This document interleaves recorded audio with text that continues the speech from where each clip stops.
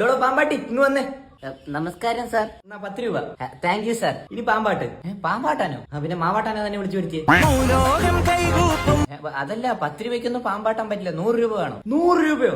ആ ശരി, കുഴപ്പമില്ല, കാണാൻ കൊതിയായിട്ടാ. നീ തുടങ്ങിക്കോ, പൈസ തരാം. ഓക്കെ സാർ, തുടങ്ങാം. ഇതിനകത്ത് പാമ്പുണ്ടല്ലോ അല്ലേ? അയ്യോ, ഉണ്ട് സാർ. കണ്ടോ, ചീറ്റുന്ന കണ്ടോ? ഒരു പാമ്പ് വിഷം ചീറ്റുവോ?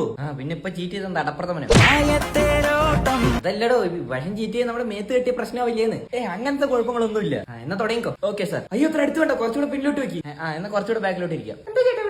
പാമ്പാട്ടി വന്നത്. എടാ കുറച്ചുകൂടെ പിന്നിലോട്ട്. സാർ എന്താ സാർ ഇങ്ങനെ പെണ്ണുങ്ങളെ പോലെ പേടിക്കുന്നത്? സാറ് ഗേൾസ് സ്കൂളിലാണോ പഠിച്ചേ? ആണോ മാഡം? സാർ ഗേൾസ് സ്കൂളിലാണോ പഠിച്ചേ? ആടാ, സംശയം ഉണ്ടെങ്കിൽ നിന്റെ അച്ഛനോട് ചോദിച്ചോക്കെ, എന്റെ സീനിയർ ആയിരുന്നു. സാറിന്റെ ഒരു തമാശ. ഇപ്പൊ പാമ്പിനെ കണ്ടോ? അയ്യോ, എവിടെ? അപ്പൊ മേഡത്തിനെ കണ്ടുപടി. മേഡം ചിരിക്കുക, ഒരു പേടിയില്ല. നീ ആട്ടാട്ട്. തുടങ്ങാം.